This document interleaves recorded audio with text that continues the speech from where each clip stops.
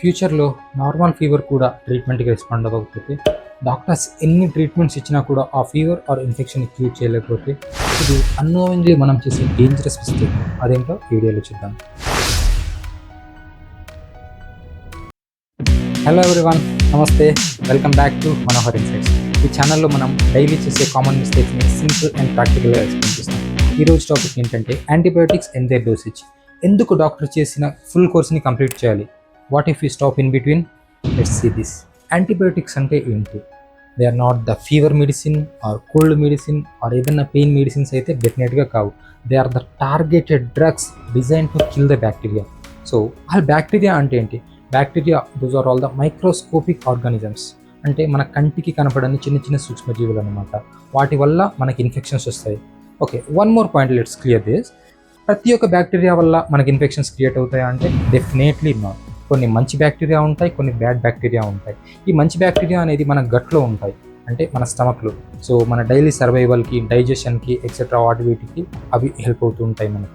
Good బ్యాక్టీరియాకి కొన్ని examples చెప్పాలంటే Lactobacillus, బైఫైడోబాక్టీరియం etcetera ఇది మన గట్లో ఉంటాయి.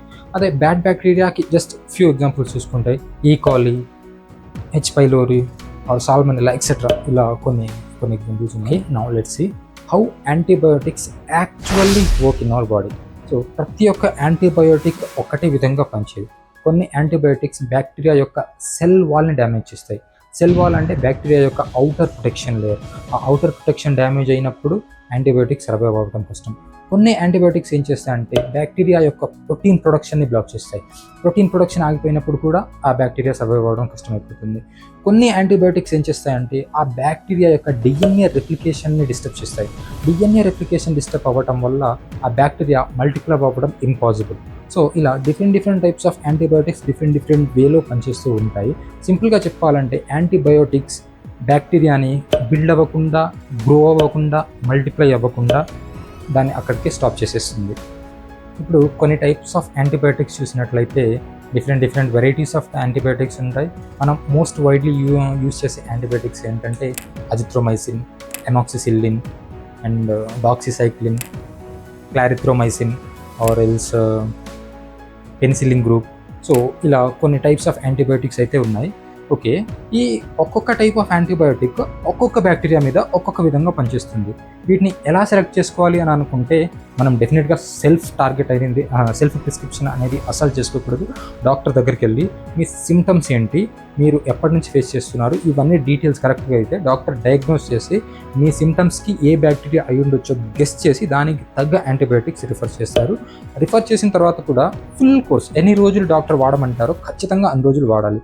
సెల్ఫ్ ప్రిస్క్రిప్షన్ ద్వారా మనం యూజ్ చేసుకున్నట్లయితే రాంగ్ టార్గెట్ మీద అటాక్ చేసినట్లు అవుతుంది. అది ఫ్యూచర్లో మనకు చాలా ప్రాబ్లమ్స్ని కొని తెచ్చుకుంటుంది. Okay boss, everything looks good, but మనం యాక్చువల్గా చేసే మిస్టేక్ ఏంటి అసలు? ఇది అసలు మెయిన్ పాయింట్. సో మనం ఏదైనా ఫీవర్ వచ్చినా కానీ, ఇన్ఫెక్షన్ వచ్చినా కానీ, థ్రాట్ పెయిన్ వచ్చినా కానీ యాంటీబయాటిక్స్ యూజ్ చేయడం స్టార్ట్ చేస్తాం. కొన్ని రోజులు వాడిన తర్వాత మన సిమ్టమ్స్ తగ్గిపోతాయి.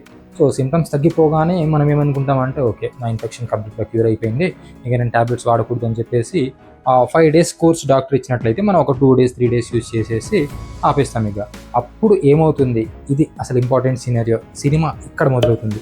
ఏంటంటే మన బాడీలో ఉన్న వీక్ బ్యాక్టీరియా ఏదైతే ఉంటుందో ఆ 2-3 days కోర్స్ డ్యూరేషన్కి ముందుగానే చనిపోతుంది. బట్ స్ట్రాంగర్ బ్యాక్టీరియా ఏదైతే ఉంటుందో అది ఇంకా చావలేదు. ఎందుకంటే మీరు కంప్లీట్ కోర్స్ ఇంకా కంప్లీట్ చేయలేదు. సో కంప్లీట్గా టాబ్లెట్స్ వేసుకోలేదు కాబట్టి ఆ స్ట్రాంగర్ బ్యాక్టీరియా స్టిల్ సర్వైవ్ అవుతుంది బాడీలో. అది మనం అలా ఆపేసినప్పుడు అది ఆ బ్యాక్టీరియా ఆ యాంటీబయోటిక్స్కి అలవాటు పడిపోయి దానికి రెసిస్టెంట్గా మారిపోతుంది. దీన్ని మనం కాన్సెప్చువల్గా యాంటీబయోటిక్ రెసిస్టెన్స్ అని అంటాం. సింపుల్గా చెప్పాలంటే ఇదొక వార్ లాంటిది.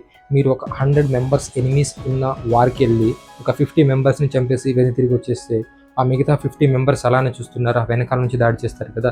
In the same way this bacteria also attacks. ఈ యాంటీబయోటిక్ రెసిస్టెన్స్ వల్ల మనకు వచ్చే లాస్ ఏంటి అని అంటే ఫ్యూచర్లో చిన్న ఇన్ఫెక్షన్స్ కూడా క్యూర్ అవ్వకపోవచ్చు. స్ట్రాంగ్ ఇంజెక్షన్స్ అవసరం అవ్వచ్చు ఆ చిన్న వాటికి కూడా. కొన్ని సినారియోస్లో హాస్పిటలైజేషన్ అవసరం అవ్వచ్చు. ఇంకా వరస్ట్ కేస్ ఏంటంటే మన దగ్గర అవైలబుల్గా ఉన్న యాంటీబయోటిక్స్ అన్నీ కూడా పనిచేయకపోవచ్చు. ఎందుకంటే ఆ బ్యాక్టీరియా యాంటీబయోటిక్స్కి రెసిస్టెన్స్ అయిపోయింది కాబట్టి యాంటీబయోటిక్స్ పనిచేయకపోవచ్చు. ఇలాంటి సినారియో వస్తే that's a very difficult thing. గ్లోబల్గా డాక్టర్స్ ఆల్రెడీ వార్న్ చేస్తున్నారు ఏంటంటే ఫ్యూచర్లో కామన్ డిసీజెస్ కూడా లైఫ్ థ్రెటనింగ్ అవ్వచ్చు అని చెప్పేసి. This is not because of new diseases, why because we're using antibiotics in a wrong way and wrong manner. One more important point I want to cover in this. Antibiotics మన బాడీలో ఉన్న bad బ్యాక్టీరియాని మాత్రమే చంపేయవు, మన బాడీలో ఉన్న good బ్యాక్టీరియాని కూడా చంపేస్తాయి. ఈ good bacteria మన బాడీ యొక్క డైజెషన్కి, ఇమ్యూనిటీకి హెల్ప్ ఉంటాయి. సో యాంటీబయోటిక్స్ యూజ్ చేసినప్పుడు బ్యాడ్ బ్యాక్టీరియాతో పాటు గుడ్ బ్యాక్టీరియా కూడా డిస్టర్బ్ అవ్వచ్చు. సో దీనివల్ల చాలామందికి డైజెషన్ ఇష్యూస్ లైక్ వామిటింగ్స్ అవ్వటం, మోషన్స్ అవ్వటం కానీ ఇలాంటివి జరుగుతూ ఉంటాయి. సో గుడ్ బ్యాక్టీరియా డిస్టర్బ్ అయినప్పుడు మనం probiotic foods like curd etcetera and vitamin rich foods తీసుకోవడం వల్ల మళ్ళీ మనం నార్మల్గా రికవర్ అయిపోవచ్చు. సో యాంటీబయోటిక్స్ అనేది మనం కరెక్ట్గా వాడితే మాత్రమే దాని యొక్క యూజెస్ ఉంటాయి. రాంగ్గా వాడితే మన యొక్క ప్రాబ్లమ్స్ మనమే కొని తెచ్చుకున్నట్లు అవుతుంది. సో మనం చేయాల్సింది ఏంటంటే యాంటీబయోటిక్స్ని ఖచ్చితంగా వాడాలి. ఎప్పుడు డాక్టర్ మనకు ప్రిస్క్రైబ్ చేస్తే మాత్రమే, సెల్ఫ్గా మెడికల్ షాప్కి వెళ్ళి తీసుకోవటం, లేకపోతే మన ఇంట్లో ఫ్యామిలీ మెంబర్కి వేరే వాళ్ళకి ఇచ్చిన యాంటీబయోటిక్స్ మనం అవి వాడటం, ఇలాంటివి డెఫినెట్గా చేయకూడదు. ఇవి చేయటం వల్ల మనకు మెయిన్గా వచ్చే ప్రాబ్లమ్స్ ఏంటంటే ఫస్ట్ థింగ్ రెసిస్టెన్స్ పెరిగిపోతుంది. కొన్ని ఇంపార్టెంట్ పాయింట్స్ మీరు గుర్తుంచుకోవాలి. ఫస్ట్ వన్, డోసేజ్ మధ్యలో అస్సలు స్కిప్ చేయకూడదు. Second one, full course complete చేయాలి. Third one, self medication not recommended at all. Fourth one, నార్మల్గా వచ్చే చిన్న చిన్న ఫీవర్కి, కోల్డ్కి, వీటికి యాంటీబయోటిక్స్ అసలు వాడకండి. ఎందుకంటే యాంటీబయోటిక్స్ మన ఇన్ఫెక్షన్స్ని తగ్గించవు, ఓన్లీ బ్యాక్టీరియాని మాత్రమే చంపేస్తుంటాయి. మీ బాడీలో జరిగే ఫైట్స్ని కంప్లీట్ చేయడం కంప్లీట్గా మీ రెస్పాన్సిబిలిటీ. ఓకే, ఈ వీడియో జస్ట్ జనరల్ అవేర్నెస్ కోసం మాత్రమే. మీరు మీ లైఫ్కి ఆర్ హెల్త్కి సంబంధించిన ఎటువంటి డెసిషన్స్ తీసుకోవాలన్నా మీరు మీ డాక్టర్ని కన్సల్ట్ అయ్యి మాత్రమే తీసుకోండి. వీడియోలో ఉన్న ఇన్ఫర్మేషన్ యూస్ఫుల్ అని అనిపిస్తే లైక్ అండ్ సబ్స్క్రైబ్ చేయండి. అండ్ ఇలాంటి వీడియోస్ మిస్ అవ్వకుండా ఉండాలంటే పక్కన ఉన్న బెల్ ఐకాన్ క్లిక్ చేయండి. మీ లైఫ్లో వై అనే క్వశ్చన్స్కి సింపుల్ అండ్ ప్రాక్టికల్గా ఆన్సర్స్ కావాలంటే Manohar insights is your channel. Thank you everyone. ఇంకొక యూస్ఫుల్ కంటెంట్తో మళ్ళీ మీ ముందుకు వస్తాను. Until then take care, bye bye. Thank you.